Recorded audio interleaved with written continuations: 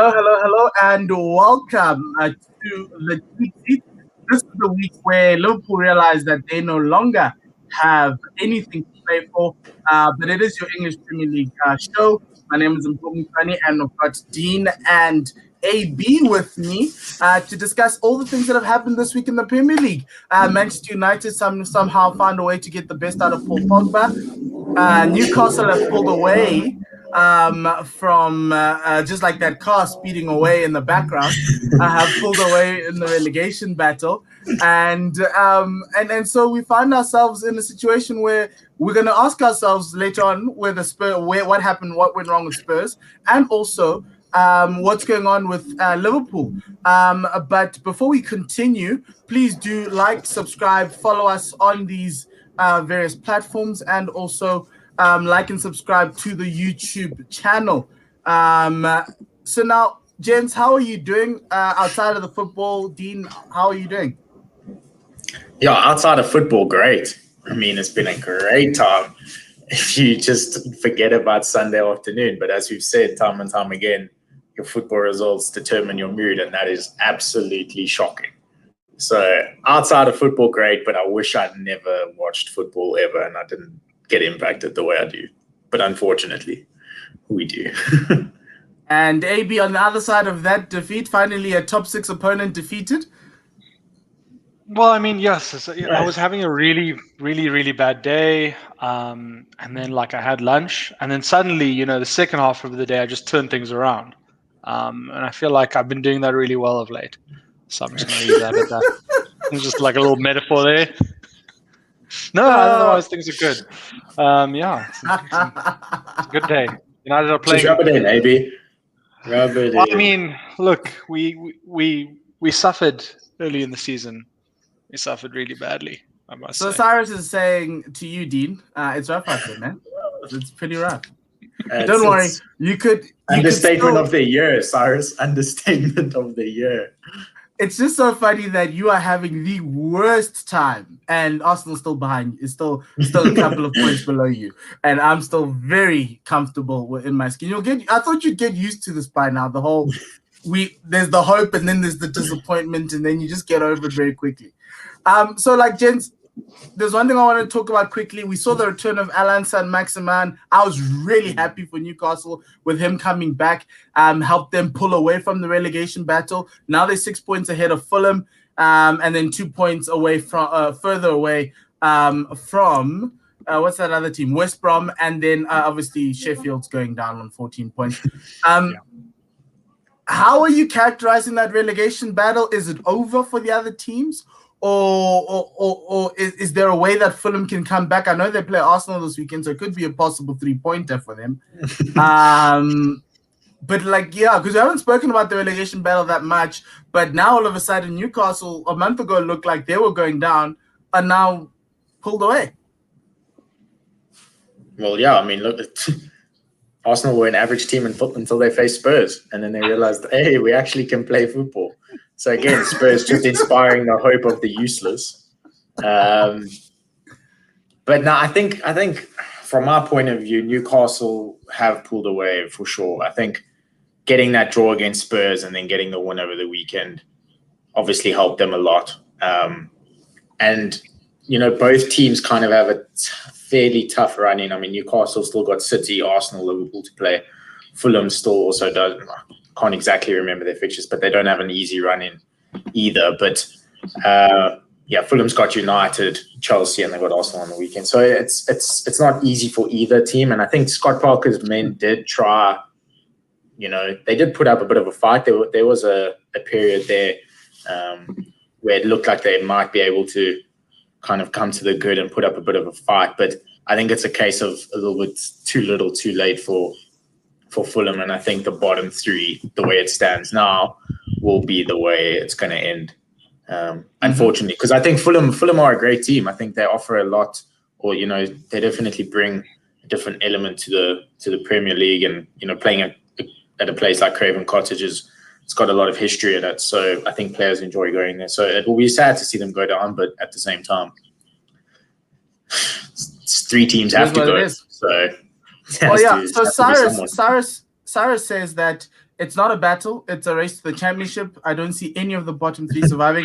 Is it that simple, AB? Because there is a game on the last game week. Fulham played Newcastle. And I was hoping that Fulham could get it within 3 points. So at least the winner actually makes it some sort of a battle. But they play Manchester United the week before. And that could be the week they get themselves relegated. Exactly. So, look, I think Newcastle have done what it takes now. They've got that 6-point cushion. No team has an easy sort of run in, especially Newcastle. They can literally go up until I think the second last game of the season with 0 points from the next 5 games. But I think 36 is that magic number, if I'm not mistaken, of survival. So. Yeah, it's going to come down for Newcastle survival to the last 2 games of the season. Any points in their next 5 is a bonus. I think Burnley are safe, Brighton are safe, West Brom and Sheffield I think are pretty much done. Yeah. I don't see Fulham. I don't see Fulham surviving, barring any miracle, just purely based on their squad. We identified their squad as one of the weakest with Sheffield's at the start of the season, and. Yeah, look, I'd be sad to see West Brom go because they've done really well of late. They're pulling out some huge performances, back-to-back wins.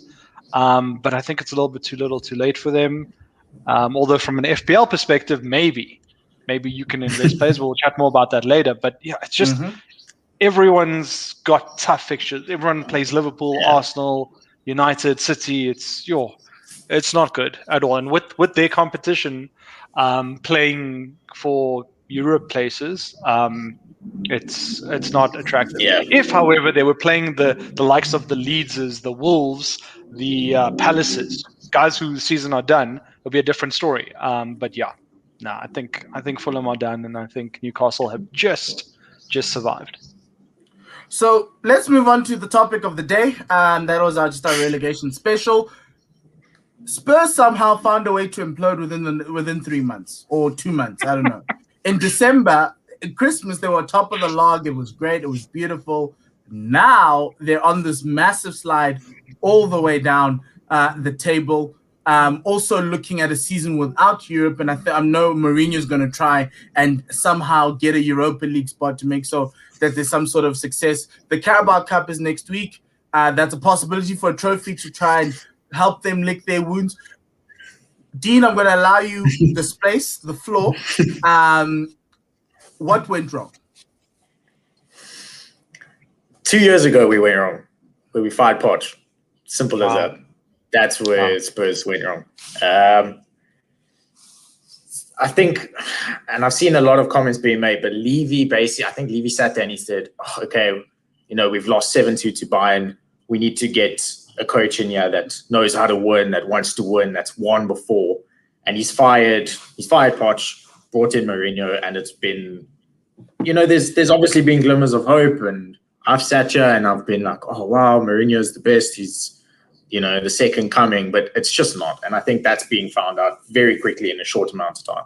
And I think the part that's making it worse is you're seeing now what Poch can do when he's given, a bit more trust in a bigger team and with the players that he wants, and is creating a happy environment. I mean, for PSG to beat the defending champions of the Champions League, it's not an easy task. So that just shows the impact that he would have had on that side. I think from a Spurs perspective, you can go on and, you can say, but, he didn't give, Levy didn't give Mourinho the players he wanted.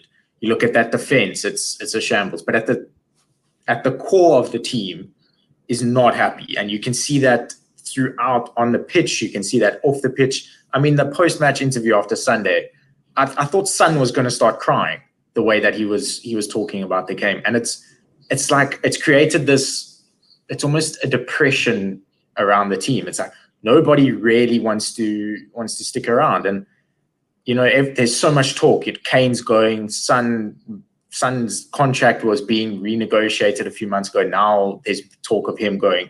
You've got Lamela that wants to go. You've got the goalkeeper that needs to be sorted. We've got a whole defense that needs to be changed. Those are all problems that existed before Poch got there anyway. We needed a new 11 before Poch left, rather. So changing the coach has done absolutely nothing. It's just made those problems even worse because now those players are even more unhappy. So it means absolutely nothing that we've got a brand new coach. If anything, it is the worst period I've ever experienced as a fan because there's just no feeling. There's no emotion. We look at that game, Spurs go 1-0 up. In the back of your mind, you're saying, okay, cool, let me just enjoy this while it lasts because it's not gonna end like this. So you're waiting for the implosion now. And when it comes, I'm used to getting emotional and kind of going like have some sort of reaction to the opposition doing something against you because you're proud of your team. When Fred scores that goal, I mean, you kind of go, okay, well, I guess this is the start of it. And there's just no reaction. You're leading 1-0. You need to defend a lead. What does the man do? Brings on Sissoko for Lo Celso. So now immediately you're in defense mode trying to defend a 1-0 lead. Then after that, okay, they score one, it goes 1-1, goes 2-1. Oh, what do we need to do? Let's try and inject a little bit of creativity in the 77th minute and bring on Lamela and then bring on Bale at 81. The guys can't do anything. They've got 9 minutes to save a season. And you can see on the guys' faces, they have no care. They don't want to do it. And Kane's performance has gone, I wouldn't say his performance has gone down, but his whole demeanor is decreased, or his whole demeanor is kind of just shrunk. There's just nothing there. There's nothing from those players that gives you any bit of confidence. And the guys sit there afterwards and say, yeah, we know we need to win, we need to fight, whatever. But the truth of the matter is you would fight for someone that you would, or the players would fight for someone that they believed in. They would fight for someone that they wanted to fight for. That's not happening. Simple as. And all those demeaning comments are starting to come from Mourinho. Today he was asked in a press conference why Spurs are dropping points. His response is, I know why, but I'm never going to tell you publicly. Like, what is the point of an answer like that? Like, what is the point of you saying that as a coach? There's absolutely no purpose. It doesn't instill confidence. It doesn't instill happiness in the camp. All it is basically saying, this is the Mourinho show. I know what's going on. You don't. You stupid. I'm clever. End of story. And that's what he's done at the club. So honestly, I said it last week, he needs to go. I will fund his payout clause. We have to pay £30 million. I don't care if I have to pay off my grandkids for tuition. We'll pay off for Mourinho to leave. Okay. That's the best place to stop. I'm really sorry you're going through this, my man. But AB, you spoke about this early on in the season when we started Cheap Seats, and you said it becomes a circus. The circus came very quickly this time. Cool. I mean, okay, cool. So this is gonna. I love Jose because he's gonna. While we're all still in lockdown, if South Africa gets a third wave or whatever, and Amazon release season 3 or whatever of season 2, we're still waiting for season 2 of All or Nothing. Spurs. Of Nothing and Nothing. It's going to be awesome. It's going to be really cool to watch. But from a football perspective, I think he's going through the usual Jose tactics of losing the dressing room, putting blame on players, saying that Spurs players lack quality when they've got arguably the best centre forward in the world, one of the best wingers in the world, a World Cup winning goalkeeper, quality defenders who he wanted at other clubs. It's a whole, it's the Jose circus again. It worries me because Jose's teams have always been defensively and mentally strong up until that breaking point, where they then start to act like not a Jose Mourinho team. Manchester United had a really strong defense, with guys like Eric Bailly and Victor Lindelof and Phil Jones. And Marcus Rojo. The guy who can't tackle. Exactly. And now it seems like his teams have struggled to close out games from winning positions. I think I read they lost 18 points from winning positions, whereas United under the PE teacher have won 28 points from losing positions. If you add just half of Spurs' lost points of 9, they're in the Champions League spot.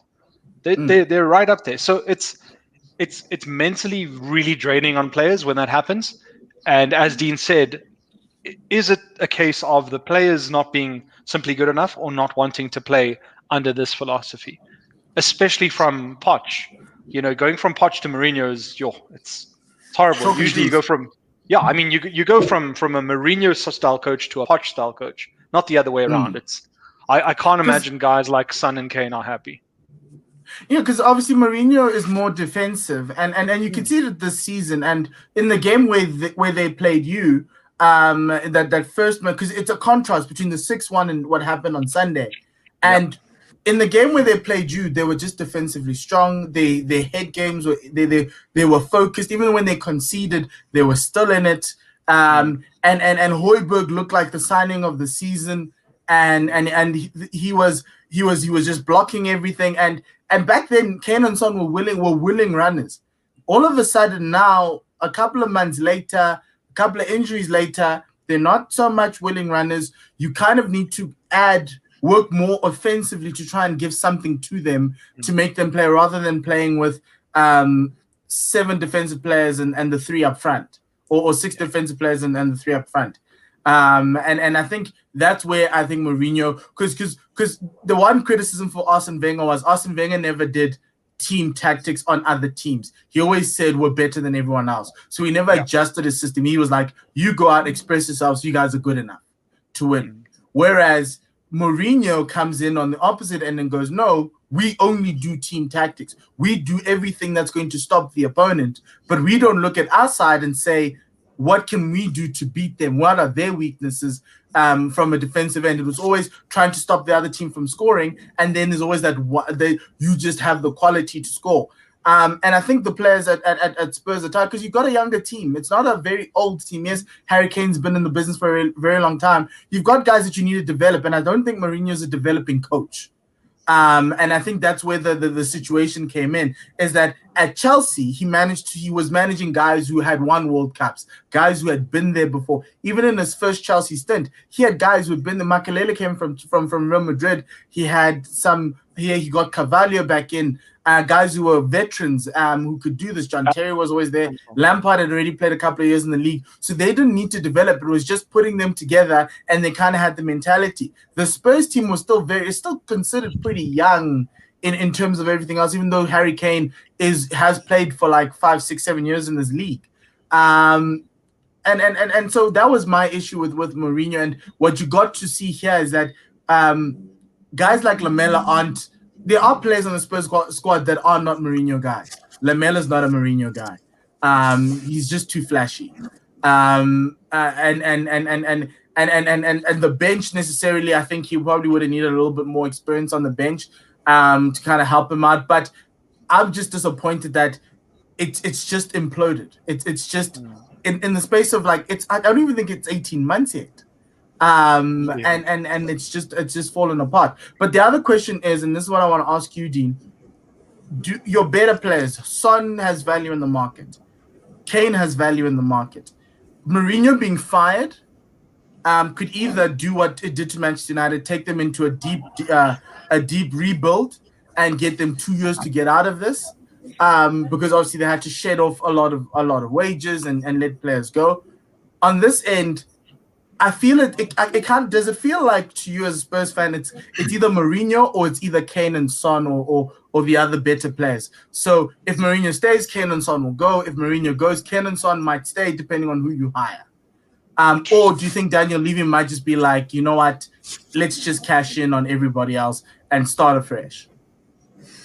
Yeah, I definitely think it is a case of the longer Mourinho stays, the more unhappy our current team becomes, and the more they want to leave. And I think you'd like to think that Spurs or Daniel Levy are in a position that would say, okay, if I had to choose between Mourinho and Kane, you choose Kane because of what he's come through the ranks, what he brings to Spurs fans, what he symbolizes as the club. He's been very open in saying he loves Spurs. He wants to stay here, and if he could, he would stay there for the rest of his career. And it's very rare to find a player that shows that level of loyalty in today's day and age. So having said that, you kind of go, okay, you always choose the players. And I think that's also something under Poch. You always choose the players over anything else. But it's almost like Mourinho's got this veil over Levy's eyes where he can just say anything and Daniel Levy will just believe him. So it's definitely a case of, I think, as much as it hurts me to say, I think Mourinho will stay longer, purely because of the fact that I think he's just pulled a stunt on Levy. I don't know if he's got under hypnosis or whatever it is, but he's definitely staying. And Kane, look, I hope Kane stays another season, but if it continues this way, for me as a Spurs supporter, I want to see him do better, and he can achieve so much more in his career. It would actually be harmful to him as a player to stay at Spurs. So you would want him to move on. The thing that I want to say, though, is this is the same group of players that made it to the Champions League final. So there is nothing wrong with those players. Poch did a lot more with those very same players getting us to the Champions League final because Kane was injured for most of that. And he got us there. So there's nothing wrong with those players. Those players can play. The fact that they now don't want to play and the only thing that changed is the coach means it's the coach's fault. And it's as simple as that. If the coach stays, those players are going to leave. And that's the problem. Mourinho's done more damage than good to players. He's brought out the best, and you can say Kane in the early part of the season, perhaps in Ndombele, he's made the best. But the players he's brought down, you look at Lamela, you look at Alderweireld, Eric Dyer, Davies, all of those, Davinson Sanchez, all those players he's made worse. So the players he's made worse outweighs the players he's made good. And that's if you want if that was any other job in the world, if I was a firefighter and I made more fires than put out fires, I'd get fired. So I don't understand why this man is still even in conversation. But because he's in the Carabao Cup final. If he and wins the fact that our Sunday, game, I don't want next week to come because the only thing that I'm holding on to this season is that I'm in a final and I know I'm going to lose, but I just don't want it to come. Don't be so sure. That final comes a week before that Champions League semi-final. So but the quadruple is on for City. It could be possible that you might not get Kevin De Bruyne. You might just get a City, a Phil Foden, Mahrez, and Sterling combination up front that can help you. You never know. Foden will run circles around everyone. Well, he did score in both legs of the Champions League quarterfinal. But yeah, so I think, AB, as a Manchester United fan, and you've been through this before, if they let Mourinho go, what are the Spurs fans going to be in for? Is it a rebuild completely? Or is it a situation where they can salvage because necessarily the guys they have like Kane and Son might just stay? Well, it depends on who they bring in to replace Mourinho. Who's available is the question. United's got really lucky with Oli. I don't know how we signed him. When he signed, it was literally because this dude was available. Yeah, we couldn't get Giggs because Giggs was full-time at Wales, and Oli just worked. It's about now finding someone who understands the club. Will they look to hire a former player like a Ledley King sort of vibe? I don't know. Scott Parker, maybe. Ooh. Yeah, there you go. That's the name I want. Scott Parker, look at what he's doing at Fulham. Give him another season, maybe.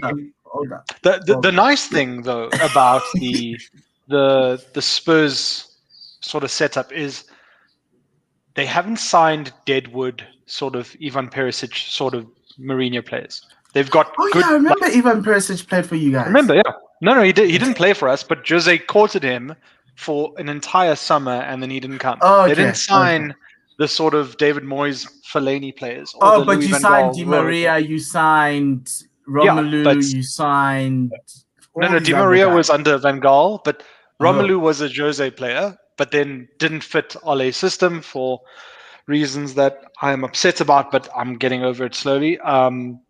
But yeah, there's not really that much Jose Deadwood to sell. There is some Deadwood in the Spurs squad, but that's normal. Every squad has Deadwood. But yeah, it all depends on who they sign, and that's the thing. And also, can Spurs afford to pay Jose 30 mil to go? Oof. United have just paid off David Moyes. So yeah. Look, you can get an arrangement, put it over 5 years, whatever it is, like United have done. But I'm happy with not buying a player. Get rid of Jose, pay the fee, and then don't buy someone in the summer. Simple. I did the maths. It's quick. And the sad part about this is that about all of this, and this is I think our final point is guys like Tanganga, guys like Harry Winks, never got opportunities to play because Jose Yeah. doesn't do young kids, doesn't do development. And I think that's kind of may have set you guys a lot back. It's cost Dele Alli a place in the Euros. It's cost Harry Winks a place in the Euros. It's had massive effects on people's careers. And I think that's the Spurs were chasing trophies. And if he continues being coach, you could win more trophies, but you're going to lose out on the development of those youngsters who become a worse club. Well, right now you are worse than what you were before because you finished in 5th last year. This year you're like in 7th, and chances of you making it into 5th, even though you're very close, is even tough. And you're probably going to be beaten by David Moyes. And that is an indictment on everybody who's going to finish below David Moyes because, quite frankly, not a lot of people are like David Moyes isn't the best of managers, but somehow he managed to get an 11 that works for him. And they spent some money. They didn't. They got Ben Rama on loan. But yeah. And look, this is a team that shops in Slavia Prague. You go here, we're all coming behind a team that went and got Slavia Prague's right back and also their defensive midfielder. But yeah, and they made a makeshift number 9, but that's another story for another day. Another team that's below David Moyes and also struggling to find form, but they slowly are getting there because they played Arsenal and somehow they won. Whereas some teams like Spurs managed to lose because with the normal Kickstarter of many teams runs in the league is Liverpool. And Liverpool got knocked out of the Champions League last night. And it's funny because they had this incredible 2020 and this horrible 2021, where they've got a trophy. 2019, they were Champions League winners. They're World Club champions in 2019/2020. And now they have nothing and they have the possibility of not making it into the Champions League spots. Another what went wrong situation, but how do you characterize this Liverpool season? Is it because they didn't have a lot of time in preparing for the new season, or is it just because the injuries, because they'll run to that, or is it just because Jurgen Klopp doesn't know how to evolve and make his team better? I'll start with AB on this one. Oh, I love your last point. I don't think Klopp has been in a situation here of rebuilding a champion team. When he won the league with Dortmund, it's like it's a once-off. You're never expecting to win the league with Dortmund, and Bayern are coming for you the next year. So, yeah, that's always the case. But you win the Champions League, and then you miss out on the Premier League, and you think, okay, cool, priority Premier League, and they went and won it, and they smashed every single team in that league. And then what? Then they strengthened on paper with some really amazing players. Jota, Thiago, that Greek dude. Okay, not that amazing. But he didn't play. He didn't play. But at the same time, you've got these two really world-class players, but they didn't fit into that starting 11. When you win a Premier League and you look at guys or managers who have won it back-to-back and have defended their trophies and things like that, you always try and improve your starting 11. And they didn't necessarily do that. They tried to improve their squad. Maybe the market was screwed because of COVID. All of that happened. And then the Van Dijk injury happened, and mentally, I think the team wasn't ready for that title challenge. But now, where they are right now, and that's what, if I were Klopp, I'd focus on. Forget about the fact that you just lost to drew to Real Madrid and then got knocked out. Forget about all that. You have literally 7 cup finals, and if you win these 7 cup finals, or even 6 of them, you can go and lose 10-0 to United when you play them. If you're going to win these 6 cup finals, you are playing Champions League football next season because you've probably got the easiest run in. And that needs to be their focus. Yeah. Because Chelsea have a tough run in, Leicester have a tough run in, West Ham have a tough run in. Yeah. So you need to focus on getting that 4th spot. How you do it, and they're only going to play 1 game a week, one Premier League game. Yeah. Well, we're going to start playing on Mondays against Leeds in this run-in. But I'm with you there in terms of like evolving the squad and trying to improve your starting 11. Look at where your weaknesses are, and their weakness was in that center of midfield, but not necessarily the defensive part, but that one link man between attack and defense. And that was player. not necessarily a 10 and 8, because Coutinho was a 10, and Mo Salah likes to play in that 10 role. He likes to be free. So does Firmino like coming back. And they were just missing that link, because you had Fabinho, you had Henderson, and you just needed that one other guy who could glue it together. They tried Navigator, didn't work. Oxlade-Chamberlain not working that well. And then to a certain extent, they looked at Thiago, and I don't think Thiago's a 6, he's not an 8, and that kind of messes things up. And to a certain extent, I think that's where he needed to look. But if you look at all the title-winning teams throughout the Premier League, you always let go of big name players at the end of that of winning the title. Obviously, you guys, Ruud and Vidic after Fergie won. One of those. David Moyes got rid of Vidic. No one. Yeah, that was different. Yeah. Yeah, but you went through cycles where you let go of the older players, and the problem with him is he never had those old players. You could have let go of James Milner, but James Milner's like the most versatile player you could ever find. He's probably going to get a squad. He's probably going to get a coaching role. The man's probably going to play in Euros for England somehow. I don't know, but you heard it here first. And so that was the thing. And I think the other position they could have strengthened in was actually playing with the proper number 9. And not making Salah and Mane come in and play the 10, but have them go out wide and try and figure that out. And I think that's what they missed. Diego Jota is a number 9, but he's a different type of a number 9. You probably were looking for someone maybe of a Raul Jimenez type of vibe, who could come and give you something extra, something different in games where you can't score. That Real Madrid game needed a marksman in the middle. They literally could not score. They got balls in the box. They shot them over the bar. They were so tense. They were so nervous. And then that's the other thing, Dean, is that I don't think Jurgen Klopp could, because obviously he had the siege mentality last season, but this season all of a sudden it was nothing. It was just like, dude, what are you guys playing for? How do you characterize it? I think honestly what happened is people figured Liverpool out. I think it's as simple as that. I think people knew what Salah was going to do. They knew what Mane was going to do. They knew where the weak areas were. And it's not a tough team to figure out when the team does the same thing for 2 years running. You kind of go, okay, well, in the third year, kind of know what you're going to do. I know if I press Trent, the man can't defend. So let me just press Trent. You know, they know Thiago's a little bit slow. He's going to look to go a little bit back, put a little bit under pressure, and then the Van Dijk injury. You know that defense is under a bit of problem. So you just put a little bit of pressure there. So I think that for me is the point that's most worrying, is that Klopp was so easily found out and then didn't adapt. He didn't.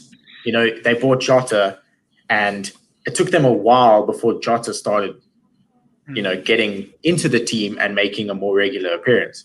So it's almost like that reaction time that Klopp's had to what's happening on the field has been a lot slower. And I don't know if it's a case of arrogance of kind of saying, yeah, but we know what we're doing. We've won this. We've won the Champions League. We've won the Premier League. Don't think you can boss me around. And just trying to stick to his guts, where in the Premier League you will get found out. So I don't know if there's a bit of arrogance that's crept into the Liverpool game, but I think it's definitely a case of that. I think it's not tough to find out that Liverpool team and to counteract them, and that's exactly what the teams have done, and that goes for the Premier League as well as in the Champions League. I mean, that game last night against Real Madrid was like watching an under-15 B team at shooting practice. It was shocking. I mean, anyone could have. I mean, Courtois made a couple great saves, but at the same time, you expect someone like Salah, who we've, put every single accolade or has won every single award and, golden boots and everything like that. You expect him to score, and he's just not. So I think it's a case of the teams got found out. The players all of a sudden started feeling a little bit insecure, started losing confidence. And instead of Klopp bringing them up, he starts blaming the wind. And he starts blaming the stadium, and he starts blaming all these other things instead of trying to get confidence back in your players. So I think before this season, Klopp was a great manager, and I take nothing away from him. He is a great manager, but he could have done things a lot differently, which would have made this Liverpool team a lot better than where they are now. And yeah, they are looking at a season where they might finish 6th out of the Premier League and playing Europa League football on a plane to Kazakhstan next year. No, this is just the way it goes. Yeah, and I think this season, at the end of this season, they need to find a way to move off of Firmino. I think because he's played the same structure, the same system for 3 seasons. Yeah. Like, people are gonna figure you out, except for Mikel Arteta, which is weird. Yeah, but I think this season he needs to find a way to move off Firmino. Maybe also look to move off of Mane and find somebody else to fit into that squad. I think Mane hasn't had the greatest of seasons, and it's high time now for you to be like, okay, look, let's try to find somebody to move off of him, to take him off. Also, I think Hendo might not be the best guy in that midfield. You've got Thiago. You may need to find someone else to kind of solidify there. You need competition for Trent. You can't just allow Trent to just be your right back and you're fine with it. Because even last night, Vinicius Jr. was having a field day on the right hand side. And you're like, dude, come on. And obviously they fixed the glaring problem at centre back. But yeah, so I think he's got a lot of work to do, and yeah, I know he's not going to get fired. But I think it's going to be a very even tougher season next year if he doesn't change. So gents, let's now move on to the FPL portion of the show. We're just going to do a quick little run through. Remember that you can follow us on all these platforms. And yeah, so let's move on to the FPL part of the show. Please do hang around.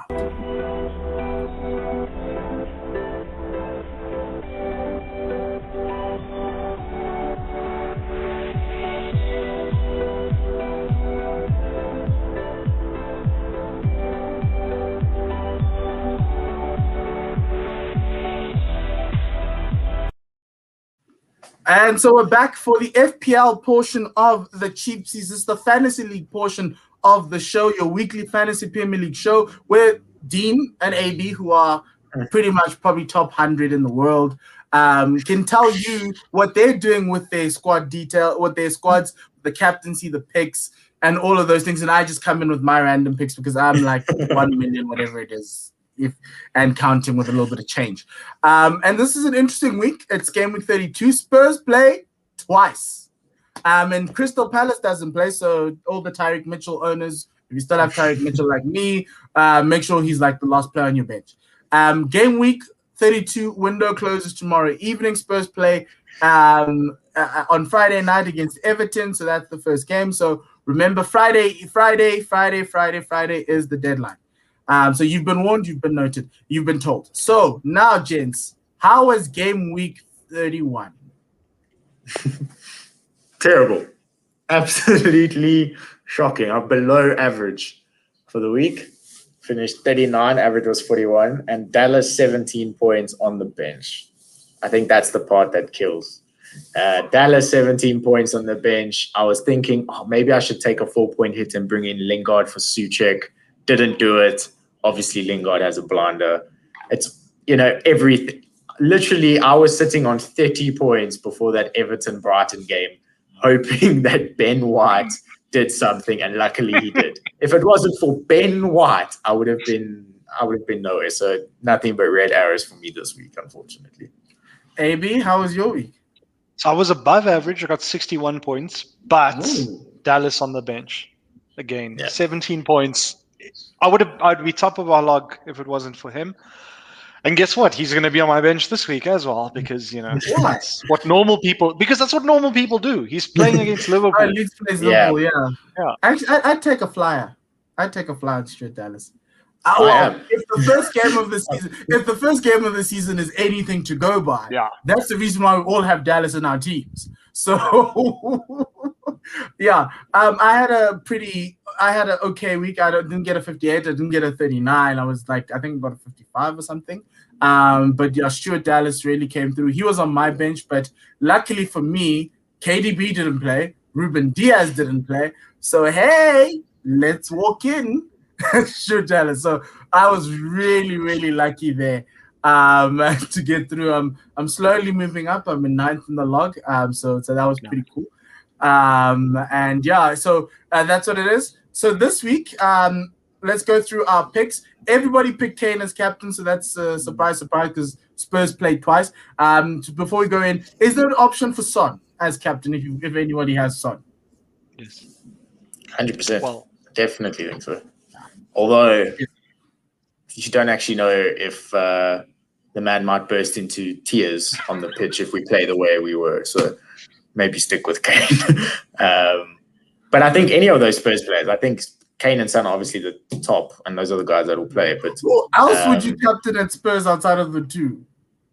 Like real talk. Reguilon wouldn't be a bad bet. So you're assuming that is he still mentally okay after Bruno megged him? I mean, I don't think he actually cares. I don't think he's the smartest player in the world, so I don't think he knows even. But Davies and Doherty are both out, so default is Aurier and Reguilon will play. So you set on those. Okay, so this week, AB's selection was as follows. So AB, you selected Rob Holding to be transferred in, which is I found that very wild. You're taking out Matt Target. It's going to be a very interesting question for you there. Lacazette's a differential, and your captain is Harry Kane. Why are you taking out Matt Target? A lot of people have Matt Target in their teams. Are you one of those guys who are like, you know what, let's sell early, Villa's season is done? 100% there. Villa are mid-table. Their season's done. They're playing City, who their fixtures are so bad. Yeah, City are going to score 1 million. Well, even one, and then Matt Target's useless. They're going to play West Brom. West Brom are fighting for survival. Everton are fighting for what's that thing called? UEFA Champions League or Europa League. Then they got United. Sorry. Yeah, it's really bad. And then Spurs and Chelsea. So Villa are done. Grealish needs to leave. Yeah. Villa gone. And then Rob Holding is yes. Yeah, let's talk about that. Yeah, so Rob Holding is starting at Arsenal now. Okay, he's starting because you guys have no defenders left, and you're playing Fulham. So, like, come now. You should keep a clean sheet against Fulham. Okay. Yeah, that's literally it. Let me tell you, we're playing Sheffield, and I sat there going, I have Leno in goals. I need the clean sheet because Aston Villa's out here losing games or conceding goals. And I literally had I had my heart in my mouth, just hoping that I could get those 6 points because those are the 6 points I needed to go from an average week to something of a semblance of a good week. So yeah, it's a little bit tough taking a bet on Arsenal, but yeah. And I see you've got Lacazette as a differential. Yeah, so I don't have him because I only had one free transfer, so I had to take Target out because they're playing City. But I think Lacazette. So Lacazette is Arsenal's most owned FPL player, and he is owned by 8.3% of managers. So no one cares about Arsenal and FPL, which is why Lacazette is brilliant for FPL because the dude is like performing incredibly well. He's got 13 goals and 3 assists. For someone who's owned by 8% of players it's sacrilege. But with Arsenal's easy games coming up, it should be a very attractive differential. Yeah, so I brought Lacazette into my team. So Arsenal have Fulham, Everton, Newcastle, West Brom before they play Chelsea, which are all winnable games, especially with the form that Everton's in. And then after the Chelsea game, they end the season with Crystal Palace and Brighton. So you can keep Lacazette in the side, especially with Aubameyang being the petulant little child that he is right now at Arsenal. So yeah, and obviously you captain Harry Kane because of the fact that he played 2 games. He's playing 2 games. But I'm using the triple captain because I need something. Last season I triple captained Harry Kane and it went amazingly because it was 3 times 0. Because he missed. Okay, so let's go. I can't get worse than last season. I cannot get worse. I cannot get worse. Okay, so let me go through my picks. So I brought in Lacazette. I felt when AB gave the prompt, I was like, actually, he could be the differential this week. I took out Richarlison because, quite frankly, I thought I'd keep him until the end. Richarlison hasn't done much for me. My differential this week, and this is what I'm pondering right now, is whether to bring Paul Pogba into the side. He's I think 8 point. He's quite cheap in the 8s. and also he's only owned by 1.5% of the people. But I don't know which poll's going to come out, and I think that's what every Manchester United supporter is trying to figure out. I captain Kane because he's playing twice. I think Spurs playing twice presents an opportunity for you to take advantage of that, unless if you believe Bruno and Salah and all the regular captaincy dudes are going to blow the lights out and like score a hat trick and everything else, because that's like 60 points or 40 points. So that's what it was. I kind of felt like, you know what, end of the season, let me take a gamble on Arsenal. It's a different pick than everyone else because people still have Bamford in the side. And some people have an extra midfielder, so I just went with Lacazette because if Arsenal's going to score, most likely it's going to come from him, either through an assist or a goal. So that's how I'm thinking about this. Here's a fun one. Dean's one. Dean went all in on David Moyes, and this is what it looked like. Jay Links comes in, Thomas Suchek comes out, Vladimir Sufals is differential, and surprise, surprise, Harry Kane as his captain. So should have captain Lingard, and then it would have just been all four. Let's go. Yeah. So why are you so late from Jay Lings? Like I said, I was going to do it last week, and I thought, no, it's Leicester. Suchek might. I don't see much happening in that game. I kind of backed Leicester to win against West Ham, and then I watched that West Ham Leicester game, and I think the time to kind of poke holes in that West Ham team are done. I think you should now start looking at them and saying, if we can try to capitalize from some of those FPL assets for sure. I think they're definitely proving that they have the capability of taking apart a pretty decent team in Leicester, for example. And I mean, they got Newcastle this week, so it is a late transfer, but I think it's time to start moving it in. And Suchek hasn't delivered as much of late, so pretty easy transfer to do there to Lingard.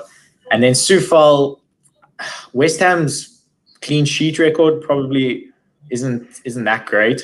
They do let in a few easy goals, but he's managed to get an assist in both of the previous two games against Wolves and then also against Leicester. So he's definitely running up that right-hand side, and he's only owned by 5.7% of FPL. And like I said, playing Newcastle, they kind of maybe think Newcastle in a bit of a easier position than they were. They're 6 points ahead, so they might take a little bit of a lackadaisical approach to the game. So West Ham might be able to gain a clean sheet there, and I kind of back this just there. So it is an all West Ham decision for me, but that's why I think it's time. 8 games to go. They've got 2 tough games in that run, but the rest of them are fairly easy. So try to take as much advantage of that as possible. And then Kane captain. Like I said before, you have to captain someone that's on a double game week. Okay, so this week Leicester play West Brom, Man City play Aston Villa, Chelsea play Brighton, Liverpool play Leeds, Manchester United play Burnley, Arsenal play Fulham. And are there any other captaincy guys that you think someone might score a hat trick? I'm looking at that Manchester United game. Could that be a Bruno masterclass? I'm also looking at that Chelsea game. Maybe Mason Mount might just come out and score. I saw Kai Havertz doing some good things over the weekend. Is there any out of those teams? Are there any other captaincy options for someone who might not want to go with the grain and follow Kane?